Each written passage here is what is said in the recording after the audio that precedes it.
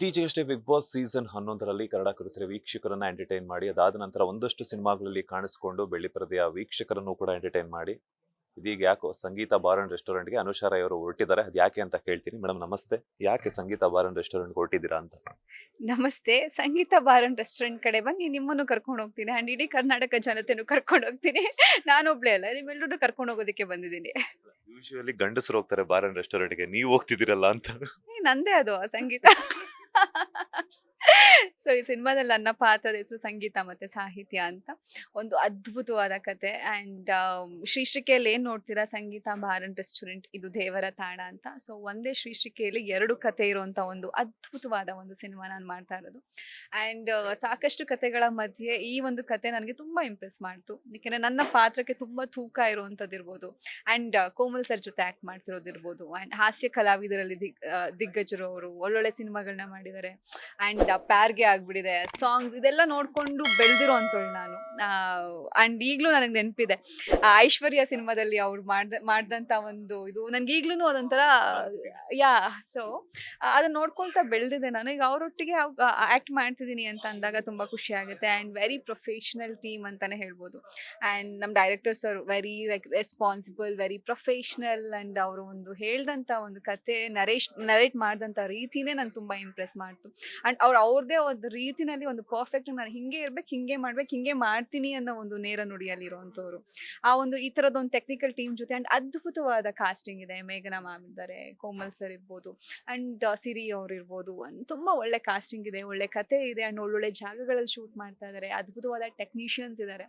So ಈ ಒಂದು ಎಲ್ಲ ಒಂದು ಗುಂಪು ಮಧ್ಯೆ ನಾನು ಒಬ್ಳು ಕಲಾವಿದೆಯಾಗಿ, ಒಂದು ಪಾತ್ರಧಾರಿಯಾಗಿ ಒಂದು ಸಿನಿಮಾದಲ್ಲಿ ಆ್ಯಕ್ಟ್ ಮಾಡ್ತೀನಿ ಅನ್ನೋದು ಖುಷಿ ಇದೆ. ಸಿನಿಮಾದ ಬಗ್ಗೆ ಹಾಗೇನೆ ಸಿನಿಮಾದ ಕಾಸ್ಟಿಂಗ್ ಬಗ್ಗೆ ಅಂತ ಹೇಳಿದ್ರಿ, ಪ್ಯಾರ್ಗೆ ಆಗ್ಬಿಟ್ಟೈತೆ ಅಂತ ಹೇಳಿದ್ರಿ. ಅನುಷಾ ರೈ ಅವರ ಚೈಲ್ಡ್ಹುಡ್ ಕ್ರಶ್, ಐ ಮೀನ್ಸ್ ಯಾರ ಚೈಲ್ಡ್ಹುಡ್ ಅಲ್ಲಿ ಯಾರ ಮೇಲೆ ಪ್ಯಾರ್ಗೆ ಆಗ್ಬಿಟ್ಟಿತ್ತು ಅಂತ? ಆಬ್ವಿಯಸ್ಲಿ ನಮ್ಮ challenging star. Since childhood very big fan ನಾನು ಅವ್ರಿಗೆ. ಅದೆಲ್ಲರಿಗೂ ಗೊತ್ತು, ಇಡೀ ಕರ್ನಾಟಕಕ್ಕೆ ಗೊತ್ತು ನಾನು ಡಿ ಬಾಸ್ ಫ್ಯಾನ್ ಅಂತ. ಸೊ ಅವ್ರ ಕಂಡ್ರೆ ತುಂಬ ಇಷ್ಟ. ಒಟ್ಟಿಗೆ ಸಿನಿಮಾ ಮಾಡಬೇಕು ಅಂತ ತುಂಬ ಆಸೆ ಇದೆ. ನೋಡೋಣ ಮುಂದಿನ ದಿನಗಳೆಲ್ಲ ಅದೃಷ್ಟ ಇತ್ತು ಅಂತಂದರೆ. ಡೆವಿಲ್ ಅಕ್ಟೋಬರ್ ಬರುತ್ತೆ ಅಂತ ಹೇಳ್ತಾ ಇದ್ದಾರೆ. ಎಷ್ಟು ವೆಯ್ಟ್ ಮಾಡ್ತಿದ್ರ ಡೆವಿಲ್ಗಾಗಿ ಅಂತ? ಆ್ಯಂಡ್ ಡೆಫಿನೆಟ್ಲಿ ನಾನೊಬ್ಳೇ ಅಲ್ಲ, ಇಡೀ ಕರ್ನಾಟಕನೇ ವೆಯ್ಟ್ ಮಾಡ್ತದೆ ಡೆವಿಲ್ ಸಿನಿಮಾಗೋಸ್ಕರ. ಅದಂತೂ ಬಂದರೆ ಹಬ್ಬನೇ ಬಿಡಿ ಈ ಸಲ. ನೀವು ರಂಜಿತ್ ಅವರ ಮದುವೆಯಲ್ಲಿ ಹೇಳಿದ್ರಿ ನಂಗೆ ದರ್ಶನ್ ಸರ್ ಅಂತ ಹುಡುಗ ಬೇಕು ಅಂತ. ಏನಾದ್ರು ಸಿಕ್ಕಿದಾರಾ ಇಷ್ಟರಲ್ಲಿ, ಒಂದ್ 3 ತಿಂಗಳಲ್ಲಿ?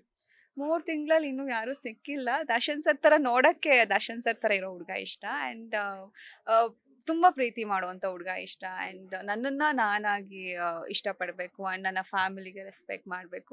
ಆ್ಯಂಡ್ ನನಗೇನು ತುಂಬ ಸೆಟಲ್ಡ್ ಆಗಿರಬೇಕು, ರಿಚ್ ಆಗಿರಬೇಕು ಆ ಥರದ್ದೇನಿಲ್ಲ. ನಾನು ಮಾಡೋ ಕೆಲಸಗಳಿಗೂ ಸಪೋರ್ಟ್ ಮಾಡಿಕೊಂಡು ಆ್ಯಂಡ್ ಅವರು ಸಪೋರ್ಟಿವ್ ಆಗಿ ಬೇಕಾದ್ರೆ ಇಬ್ಬರು ದುಡಿಯೋಣ, ಇಬ್ಬರು ಒಟ್ಟಿಗೆ ಸೆಟ್ಲ್ ಆಗೋಣ, ಈ ಥರದ್ದೊಂದು ಮನಸ್ಥಿತಿಯಲ್ಲಿ ಇರೋವಂಥವಳು ನಾನು. ಸೊ ನನಗೆ ಅತಿ ಆಸೆಗಳೆಲ್ಲ ಏನಿಲ್ಲ.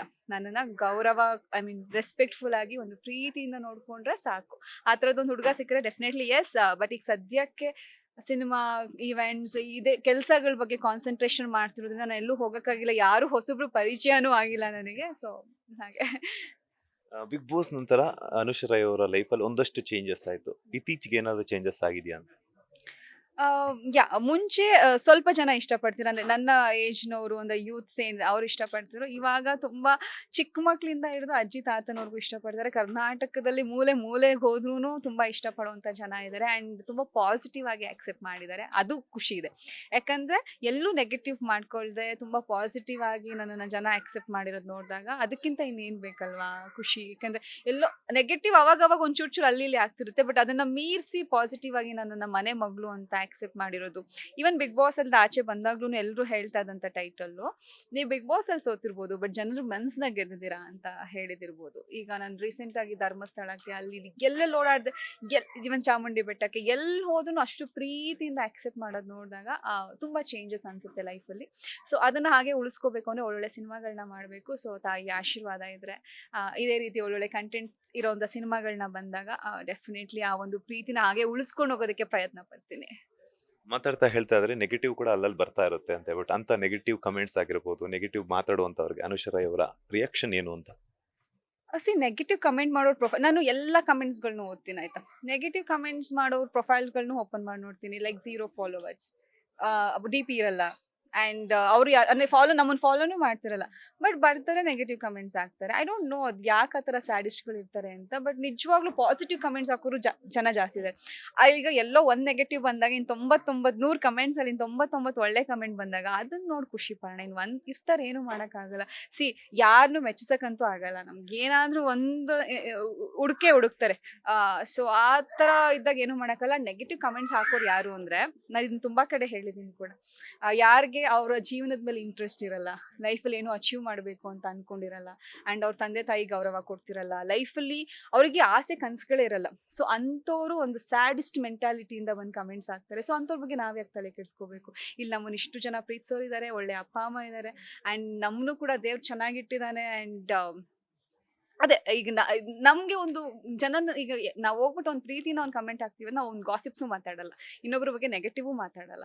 ಸೊ ನಮ್ಮ ಸುತ್ತಮುತ್ತ ಅಂಥ ಫ್ರೆಂಡ್ಸ್ಗಳಿದ್ದಾಗ, ಆ ಥರದ್ದೊಂದು ಪ್ರೀತಿಸೋ ಜನ ಇದ್ದಾಗ, ಯಾರೋ ಎಲ್ಲೋ ಒಂದು ಕಡೆ ನೆಗೆಟಿವ್ ಹಾಕ್ತಾರೆ ಅಂದಾಗ ಅದನ್ನು ಯಾಕೆ ತಲೆಗೆ ಹಾಕೋಬೇಕು? That's okay. ನಿಮಗೆ ನೆಗೆಟಿವ್ ಹಾಕೋದ್ರಿಂದ ಖುಷಿಯಾಗುತ್ತಾ ಹಾಕೊಳ್ಳಿ, ನಾನು ಡಿಲೀಟು ಮಾಡಲ್ಲ, ನೋಡ್ಬಿಟ್ಟು ಸುಮ್ಮನೆ ಆಗ್ತೀನಿ ಅಷ್ಟೇ.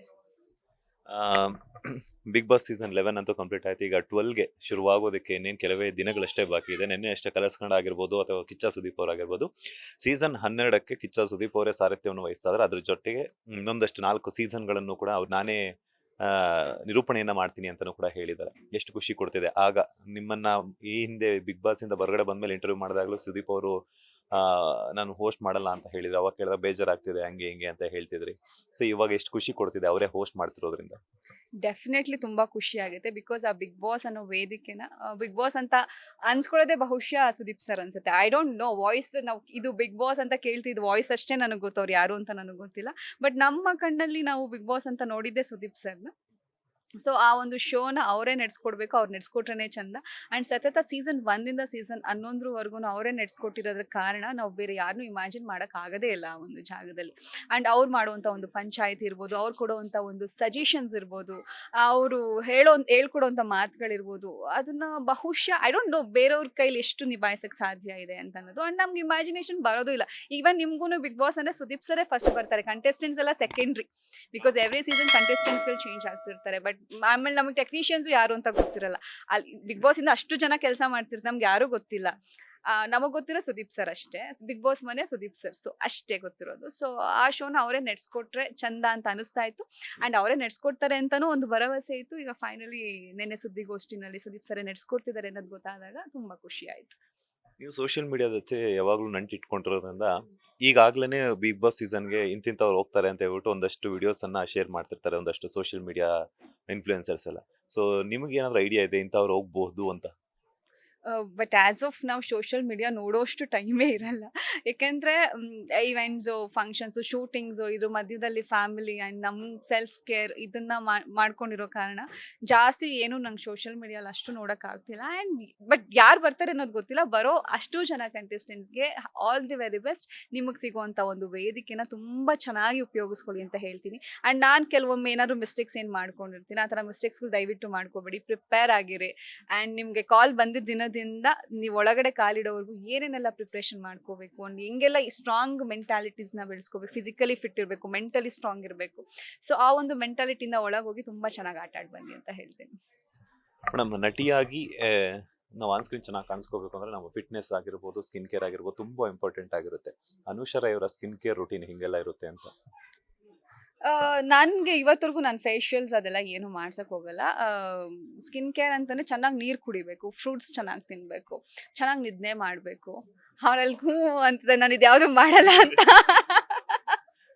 ಏಯ್ ಅಂದರೆ ಟೈಮ್ ಸಿಗಲ್ಲ. ಬಟ್ ಡೆಫಿನೆಟ್ಲಿ ಆಚೆಗಡೆ ಕೆಮಿಕಲ್ ಪ್ರಾಡಕ್ಟ್ಸ್ ಯೂಸ್ ಮಾಡೋದಕ್ಕಿಂತ ನಿಮಗೆ ಸಮಯ ಇದ್ದಾಗ ದಯವಿಟ್ಟು ಹಣ್ಣು ತರಕಾರಿಗಳನ್ನ ಜಾಸ್ತಿ ತಿನ್ಬೇಕು. ಯಾಕಂದರೆ ಏನೇ ಕ್ರೀಮ್ಸು, ಏನೇ ಒಂದು ಮೆಡಿಸಿನ್ಸ್ ಆಚೆ ಏನೇ ಮಾಡಿದ್ರು ಅದೆಲ್ಲ ಪ್ರಿಪೇರ್ ಮಾಡೋದೇ ಆಬ್ವಿಯಸ್ಲಿ ವೆಜಿಟೇಬಲ್ಸು, ಫ್ರೂಟ್ಸಿಂದ.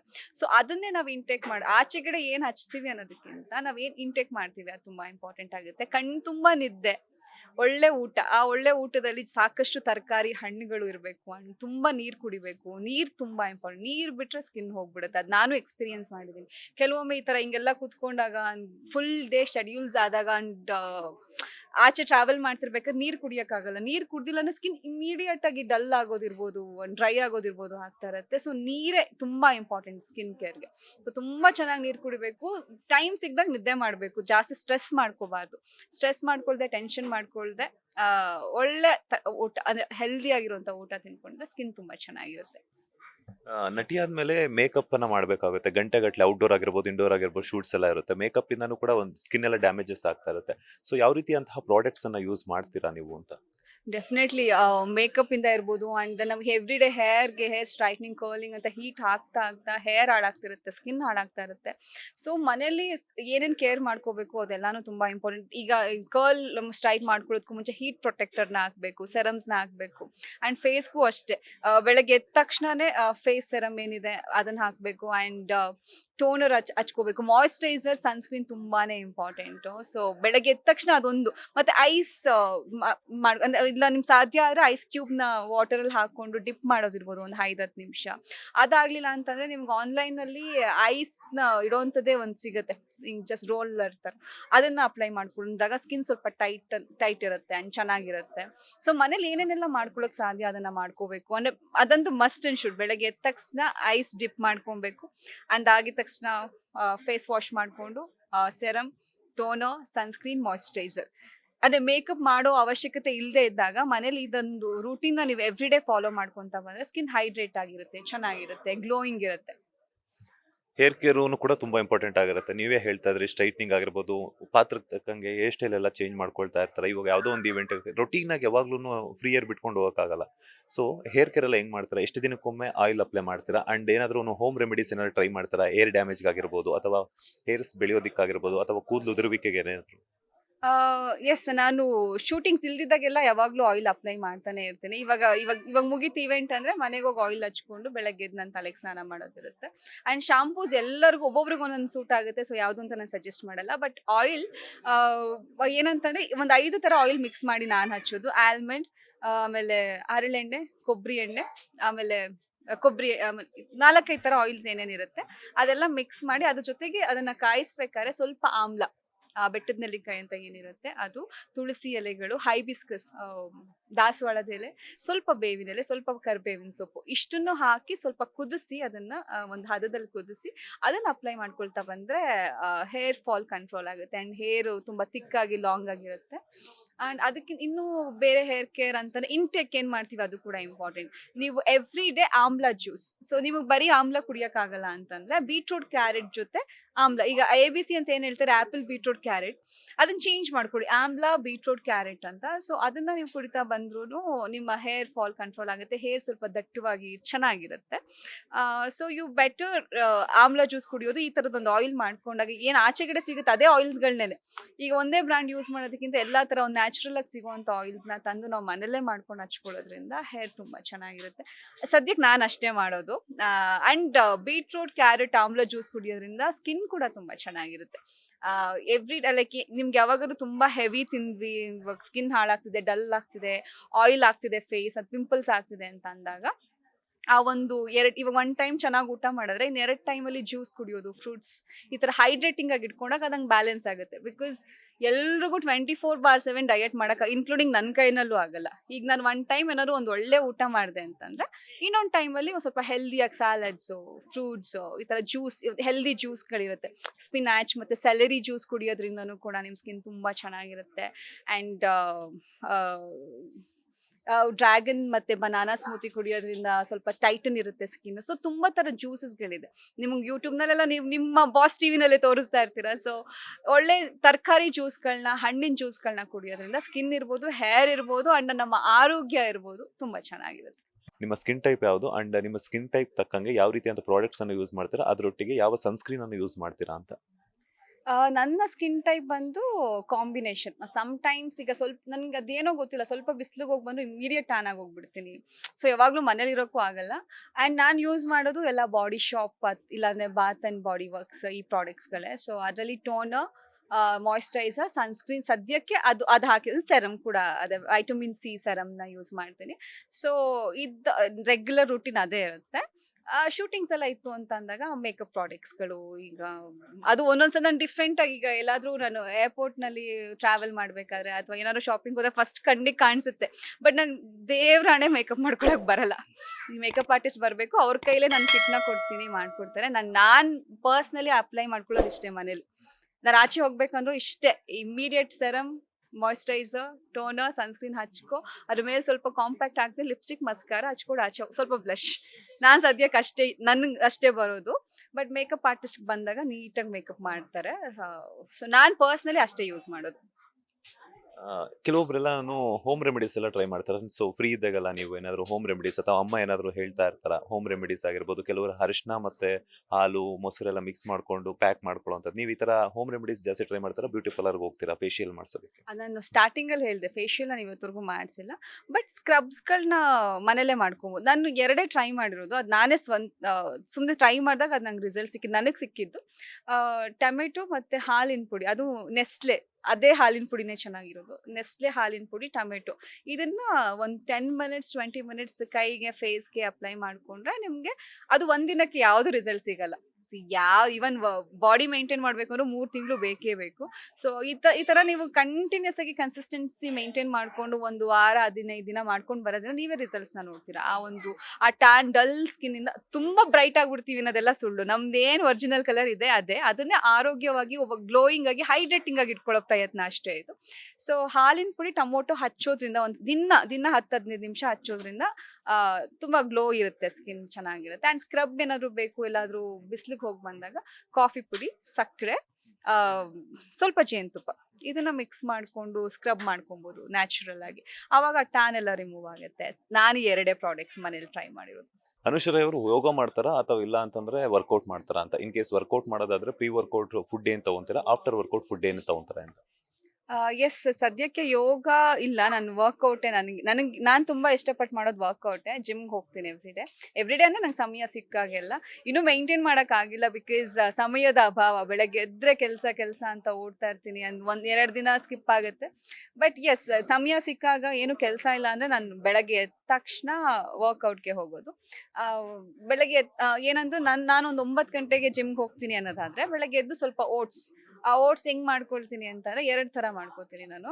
ಒಂದ್ಸಲ ಓವರ್ ನೈಟ್ ಸೋಕ್ ಮಾಡ್ಕೊತೀನಿ. ಓವರ್ ನೈಟ್ ಸೋಕ್ ಮಾಡಿ ಬೆಳಗ್ಗೆ ಎದ್ದು ಡ್ರೈ ಫ್ರೂಟ್ಸ್ಗಳು, ಸ್ವಲ್ಪ ಬನಾನಾ, ಯಾವ ಫ್ರೂಟ್ ನಿಮ್ಗೆ ಇಷ್ಟ, ಡ್ರ್ಯಾಗನ್ ಇರ್ಬೋದು, ಮ್ಯಾಂಗೋ ಇರ್ಬೋದು, ನಿಮಗೆ ಸೀಸನಲ್ ಫ್ರೂಟ್ ನಿಮ್ಗೆ ಯಾವ್ದು ಇಷ್ಟ ಆಗಿದೆ, ಬೆರೀಸ್ ಇರ್ಬೋದು, ಇದನ್ನು ಮಿಕ್ಸ್ ಮಾಡ್ಕೋಬೋದು. ಅದಾಗಿಲ್ಲ ಅಂತಂದರೆ, ಸೋಕ್ ಮಾಡೋದು ಮರ್ತೋಯ್ತು ಅಂದರೆ ಸ್ವಲ್ಪ ಬಿಸಿನೀರು. ನನಗೆ ಹಾಲು ಅಭ್ಯಾಸ ಇಲ್ಲ, ನಂಗೆ ಸ್ವಲ್ಪ ಹಾಲು ಮೊಸರು ಅಂದರೆ ನನಗೆ ಅಭ್ಯಾಸ ಇಲ್ಲ.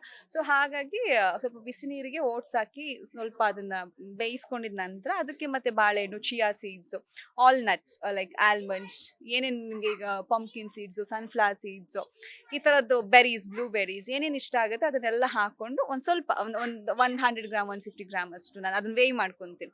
ಅದನ್ನು ತಿಂದು ಒಂದು ಬ್ಲ್ಯಾಕ್ ಕಾಫಿ ಕುಡಿದು ನಾನು ಜಿಮ್ಗೆ ಹೋಗ್ತೀನಿ. ವರ್ಕೌಟ್ ಮುಗಿಸ್ಕೊಂಡು ಬಂದಮೇಲೆ ಮತ್ತೆ ಈಗ ಅಷ್ಟರಲ್ಲಿ ಆಲ್ರೆಡಿ 12 ಗಂಟೆ ಆಗಿರುತ್ತೆ. ಆವಾಗ ಮಿಡ್ ಮಾರ್ನಿಂಗ್ ಸ್ನ್ಯಾಕ್ ಅಂತ ಇರೋದು, like apple, green tea, so ಈ ಥರದ್ದೇನಾದರೂ ಒಂದು ತೊಗೊತೀನಿ. ಅದು ಬಿಟ್ಟರೆ ಇವಾಗ ಜಿಮ್ನಾಸ್ಟಿಕ್ಸ್ ಕಲಿತಾ ಇದ್ದೀನಿ ನಾನು. ರಿಫ್ಲೆಕ್ಷನ್ಸ್ ಡ್ಯಾನ್ಸ್ ಸ್ಟುಡಿಯೋ ಅಂತ, ಅನಿಲ್ ಅವರು ಕೊರಿಯೋಗ್ರಾಫರು. ತುಂಬ ಅಂದರೆ ಡ್ಯಾನ್ಸ್ ಕ್ಲಾಸ್ ಪ್ಲಸ್ ಜಿಮ್ನಾಸ್ಟಿಕ್ ತುಂಬ ಚೆನ್ನಾಗಿ ಹೇಳ್ಕೊಡ್ತಾರೆ. ಜಿಮ್ನಾಸ್ಟಿಕ್ಸಲ್ಲಿ ನಂಗೆ ಅದೊಂಥರ ತುಂಬ ಇಷ್ಟ. ಅದು ಏನದು ಹ್ಯಾಂಡ್ ಸ್ಟ್ಯಾಂಡು, ಕಾರ್ಟ್ ವೀಲ್ಸು ಇದೆಲ್ಲ ಕಲಿಯೋದಕ್ಕೆ ಅದೊಂದು ಕಲಿತಾ ಇದ್ದೀನಿ ಇವಾಗ ಸದ್ಯಕ್ಕೆ. ಮೇಡಮ್, ಈಗ ಇತ್ತೀಚೆಗೆ ಏನಾಗ್ತಿದೆ ಅಂತಂದ್ರೆ, ನಟಿಯಾಗಿ ಒಂದಷ್ಟು ವರ್ಷಗಳ ಕಾಲ ನೀವು ಲೈಫ್ ಲೀಡ್ ಮಾಡಬೇಕು ಅಂತಂದಾಗ ಪಾತ್ರ ತಕ್ಕಂಗೆ ನಮ್ಮ ಬಾಡಿ ಶೇಪ್ ಆಗಿರ್ಬೋದು ಅಥವಾ ಸ್ಕಿನ್ ಆಗಿರ್ಬೋದು ಎಲ್ಲ ಚೇಂಜಸ್. ಸೊ ಕೆಲವೊಬ್ರು ಏನ್ ಮಾಡ್ತಾರೆ ಅಂದ್ರೆ, ಆ ಟಾರ್ಗೆಟ್ ಆಂಜನೇಯ ಅಂತಾರೆ, ಏನ್ ಮಾಡ್ತಾರೆ ಅಂತಂದ್ರೆ ಪ್ಲಾಸ್ಟಿಕ್ ಸರ್ಜರೀಸ್ ಆಗಿರ್ಬೋದು, ಬೋಟಾಕ್ಸ್ ಆಗಿರ್ಬೋದು, ವೇಟ್ ರಿಡಕ್ಷನ್ ಸರ್ಜರೀಸ್ಗೆಲ್ಲ ಮೊರೆ ಹೋಗ್ತಾರೆ. ಇಂಥವ್ರಿಗೆ ಈ ತರ ಮಾಡುವಂತವ್ರಿಗಾಗಿರ್ಬೋದು ಅಥವಾ ಇದುಗಳ ಬಗ್ಗೆ ನಿಮ್ಮ ಒಪಿನಿಯನ್ ಏನು ಅಂತ?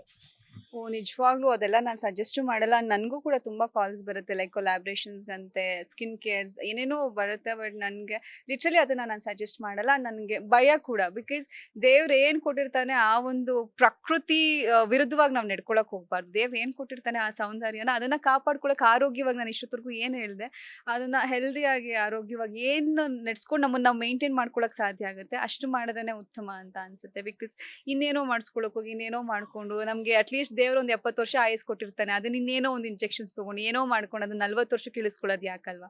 ಸೊ ಅದನ್ನೆಲ್ಲ ಮಾಡ್ಕೊಳ್ಳೋದಕ್ಕಿಂತ ಹೆಲ್ದಿಯಾಗಿ ಒಂದು ನಿಮ್ಮ ಹ್ಯಾಬಿಟ್ಸ್ ಏನಿದೆ ಅದನ್ನ ನೀವು ಒಂದು ಒಳ್ಳೆ ಲೈಫ್ ಸ್ಟೈಲ್ನ ಲೀಡ್ ಮಾಡೋ ಮೂಲಕ ಅದನ್ನ ಕಾಪಾಡ್ಕೊಳ್ಳಿ. ನಿಮ್ಮ ಆರೋಗ್ಯನ ಆ ರೀತಿ ಕಾಪಾಡ್ಕೊಳ್ಳಿ. ನಿಮ್ಮ ಯವ್ವನನ ಒಂದು ಫ್ರೂಟ್ಸ್ ತರಕಾರಿ ತಿನ್ನೋದಿರ್ಬೋದು, ಒಂದು ಹೆಲ್ದಿ ಲೈಫ್ ಸ್ಟೈಲ್, ಒಂದು ಹೆಲ್ದಿ ಊಟ, ಒಂದು ಪ್ರಾಪರ್ ನಿದ್ದೆ, ಇದ್ರ ಮೂಲಕನೇ ನೀವು ನಿಮ್ಮ ಆರೋಗ್ಯನ ಕಾಪಾಡ್ಕೊಬೋದು. ಸೊ ಐ ಡೋಂಟ್ ಸಜೆಸ್ಟ್ ಇದೆಲ್ಲ ಸರ್ಜರೀಸ್ ಅದೆಲ್ಲ ನನಗೆ ಐಡಿಯಾನೂ ಇಲ್ಲ. ಆ್ಯಂಡ್ ಈಗ ಇನ್ನೇನೋ ಮಾಡಿಸ್ಕೊಂಡು ಇನ್ನೊಂದು ಥರ ಕಾಣೋದಕ್ಕಿಂತ ನ್ಯಾಚುರಲ್ ಆಗಿ ಏನು ದೇವ್ರು ಕೊಟ್ಟಿದ್ದಾನೆ ಇದರಲ್ಲಿ ನಾನು ಏನು ಸಾಧನೆ ಮಾಡಬಲ್ಲೆ ಅನ್ನೋದನ್ನ ನಾನು ನಂಬ್ತೀನಿ ಹೊರತು.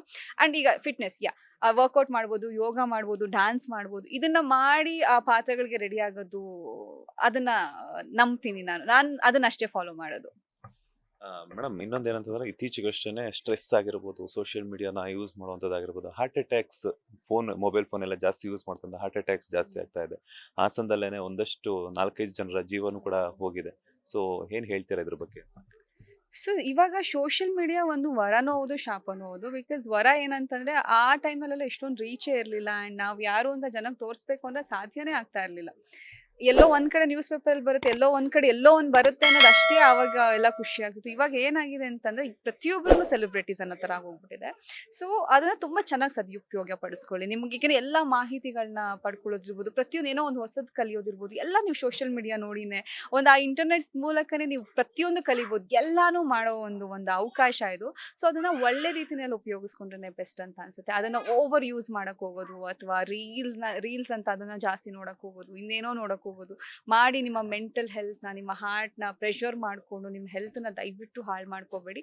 ಸೊ ದಯವಿಟ್ಟು ಎಷ್ಟು ಬೇಕು ಪ್ರತಿಯೊಂದು ಅಷ್ಟೇ, ಯಾವುದೇ ಒಂದು ವಸ್ತು ಕಂಡುಹಿಡಿತಿದ್ದಾರೆ ಅಂದರೆ ಅದರಲ್ಲಿ ಒಂದು ಒಳ್ಳೇದು ಆಗುತ್ತೆ, ಕೆಟ್ಟದ್ದು ಆಗುತ್ತೆ. ಒಳ್ಳೇದಕ್ಕೆ ಮಾತ್ರ ಪ್ರತಿಯೊಂದನ್ನು ಯೂಸ್ ಮಾಡ್ಕೊಳ್ಳಿ ಅಂತ ಹೇಳಕ್ಕೆ ಇಷ್ಟಪಡ್ತೀನಿ. ಫೈನಲ್ ನಿಮ್ಮ ಅಭಿಮಾನಿಗಳಿಗೆ ಏನು ಹೇಳ್ತೀರಾ ಅಂತ? ಎಸ್, ಅಭಿಮಾನಿಗಳು ಅನ್ನೋದಕ್ಕಿಂತ ನನ್ನ ಪ್ರೀತಿಸೋ ಎಲ್ಲ ಜನರು, ನಿಮ್ಮ ಪ್ರೀತಿ ಆಶೀರ್ವಾದ ನನಗೆ ಖಂಡಿತ ಮುಖ್ಯ. ಇಷ್ಟು ದಿನ ನೀವು ತುಂಬ ಸಪೋರ್ಟ್ ಮಾಡಿಕೊಂಡು ನನ್ನ ಬೆನ್ನು ತಟ್ಟಿ ನನ್ನ ಜೊತೆಲಿ ನಡ್ಕೊಂಡು ಬಂದಿದ್ದೀರಾ. ಬಿಕಾಸ್ ಸಪೋರ್ಟ್ ಸಿಸ್ಟಮ್ ಅಂತ ನನಗೆ ಯಾರೂ ಇಲ್ಲ. ನನ್ನ ಪ್ರೀತಿಸೋ ಜನರೇ ನನಗೆ ಸಪೋರ್ಟ್ ಸಿಸ್ಟಮ್ ಅಂತ ಹೇಳಕ್ಕೆ ಇಷ್ಟಪಡ್ತೀನಿ. ಸೊ ನಿಮ್ಮಿಂದನೇ ಇವತ್ತು ನಾನು ಇಲ್ಲಿರೋದು. ಆ ಒಂದು ಪ್ರೀತಿ ಅಭಿಮಾನ ಯಾವತ್ತೂ ಕಡಿಮೆ ಆಗೋದು ಬೇಡ. ನಿಮ್ಮನ್ನು ನಾನು ಅಷ್ಟೇ ಪ್ರೀತಿಸ್ತೀನಿ. ಆ್ಯಂಡ್ ದಯವಿಟ್ಟು ನಾನು ಮಾಡೋ ಎಲ್ಲ ಕೆಲಸಗಳಿಗೂ ನಿಮ್ಮ ಸಪೋರ್ಟ್ ಇರಲಿ, ಆಶೀರ್ವಾದ ಇರಲಿ ಅಂತ ಕೇಳ್ಕೊತೀನಿ. ಆ್ಯಂಡ್ ನೀವು ಕೂಡ ಎಸ್, ಖಂಡಿತವಾಗ್ಲೂ ನಮ್ಮ ಸಪೋರ್ಟ್ ಇದ್ದೇ ಇರುತ್ತೆ. ಒಳ್ಳೆದಾಗ್ಲಿ, ಆಲ್ ದ ಬೆಸ್ಟ್. ಮತ್ತಷ್ಟು ಪ್ರಾಜೆಕ್ಟ್ಗಳ ಮೂಲಕ ನಿಮ್ಮ ಸಿನಿಮಾ ರಂಗ ಉತ್ತಮವಾಗಿ ಬೆಳೀಲಿ. Thank you so much. ಇದಾಗಿತ್ತು ನಟಿ ಅನುಷಾ ರೈ ಅವರ ಮಾತು. ಕ್ಯಾಮರಾ ಪರ್ಸನ್ ರಾಘವೇಂದ್ರ ಸ್ವಾಮಿ ಜೊತೆ Manjunath Srinivas, boss TV Kannada, Bengaluru. Latest ಹಾಗೂ ಇಂಟ್ರೆಸ್ಟಿಂಗ್ ಸುದ್ದಿಗಳಿಗಾಗಿ ಬಾಸ್ ಟಿವಿ ಕನ್ನಡ ಚಾನೆಲ್ನ ಸಬ್ಸ್ಕ್ರೈಬ್ ಮಾಡಿ. ಹಾಗೆಯೇ ಬೆಲ್ ಐಕಾನ್ ಪ್ರೆಸ್ ಮಾಡಿ. ಇದರ ಜೊತೆಗೆ ಫೇಸ್ಬುಕ್, ಇನ್ಸ್ಟಾಗ್ರಾಮ್, ಎಕ್ಸ್ ನಲ್ಲೂ ಮಿಸ್ ಮಾಡದೆ ಫಾಲೋ ಮಾಡಿ.